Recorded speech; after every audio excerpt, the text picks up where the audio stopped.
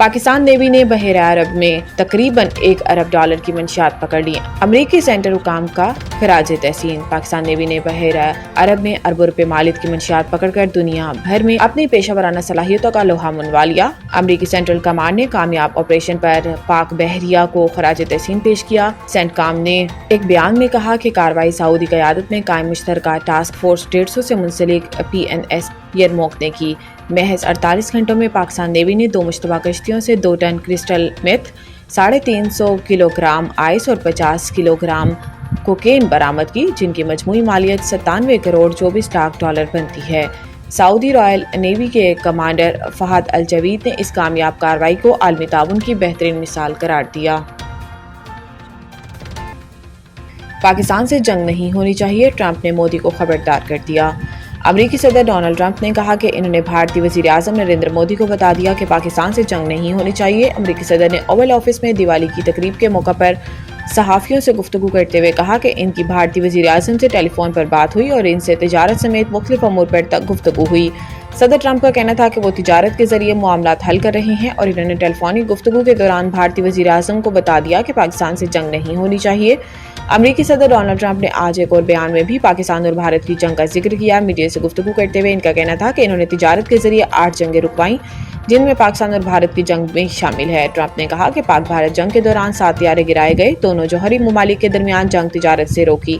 صدر ٹرمپ کا کہنا تھا کہ دونوں ممالک کو فون کر کے کہا کہ اگر آپ جنگ کرتے ہیں تو امریکہ آپ سے تجارت نہیں کرے گا، جس کے بعد 24 گھنٹوں میں انہوں نے مجھے کال کر کے بتا دیا کہ وہ جنگ نہیں کرنا چاہتے۔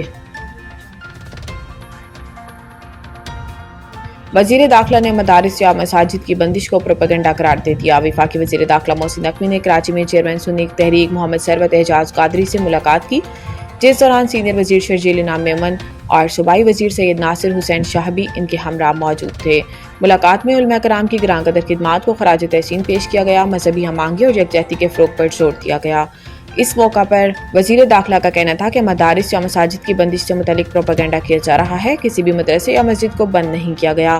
ان کا کہنا تھا کہ دین اسلام امن اور محبت کا درس دیتا ہے، قانون کے دائرے میں ہر کسی کو احتجاج کا حق ہے، لیکن ملک میں تشدد اور شر انگیزی کی کوئی گنجائش نہیں۔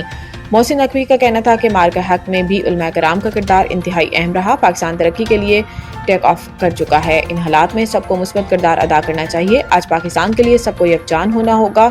چیئرمین پاکستان سنی تحریک ثروت اعجاز قادری نے مذہبی ہم آہنگی کے فروغ میں مکمل تعاون کی یقین دہانی کرائی۔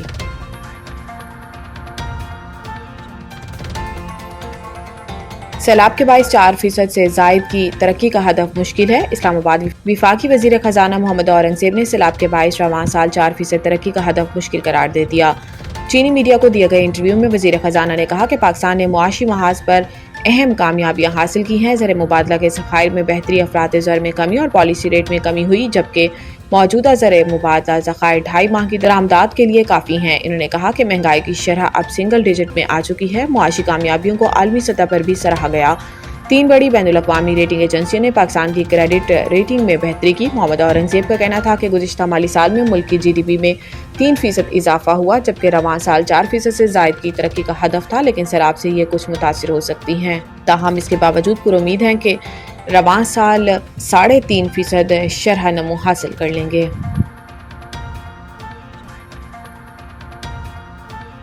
پنجاب حکومت کے اقدامات۔ لاہور میں آج ہوا کا معیار نسبتاً بہتر رہنے کا امکان۔ مشرق سے مغرب کی طرف چلنے والی ہواؤں سے لاہور میں AQI کے اوسط سطح 220 سے 240 کے درمیان رہنے کی توقع ہے۔ بھارت میں گزشتہ روز دیوالی پر آتش بازی اور پرالی جلانے سے پیدا ہونے والی اسموگ ہواؤں کے ذریعے لاہور اور پنجاب کے دیگر شہروں میں آلودگی کا سبب بنی تھی۔ پنجاب حکومت کے اینٹی اسموگ آپریشن سے صورتحال کو کنٹرول کیا گیا، جس کے اثرات آج لاہور میں بہتر ایئر کوالٹی کی صورت میں ظاہر ہوں گے۔ ہوا کی رفتار 3 سے 8 کلومیٹر فی گھنٹہ رہے گی۔ صبح کے وقت درجہ حرارت کم اور بارش نہ ہونے کے امکان ہے۔ صبح سویرے اور رات کے اوقات میں ہوا کا معیار خراب ہونے کا خدشہ ہے، جبکہ شام کے وقت ٹریفک کے دباؤ، کمرشل گاڑیوں کی آمد و رفت، گرد و غبار اور بھارت میں دیوالی سے ہونے والی آلودگی کی وجہ سے AQI دوبارہ بڑھنے کا امکان ہے۔ Women's world cup. جنوبی افریقہ سے شکست کے بعد پاکستان سیمی فائنل کی دوڑ سے باہر۔ کولمبو میں کھیلے گئے میچ میں پاکستان نے ٹاس جیت کر جنوبی افریقہ کو بیٹنگ کی دعوت دی، تو دوسرے ہی اوور میں بارش کے باعث میچ روکنا پڑا۔ ابتدائی طور پر میچ کو 40 اوورز فی اننگز تک محدود کر دیا گیا۔ جنوبی افریقہ نے مقررہ 40 اوورز میں 9 وکٹوں کے نقصان پر 312 رنز بنائے۔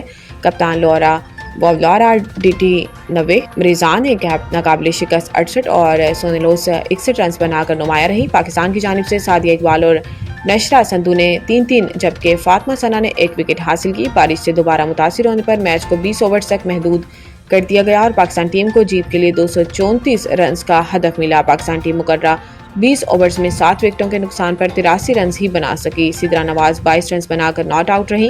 نتالیہ پرویز 20 اور سدرا امین نے 13 رنز بنائے۔ جنوبی افریقہ کی جانب سے ریزان کیپ نے 3، شنگاسے نے 2 اور آیابونگا خاکا نے 1 وکٹ حاصل کی۔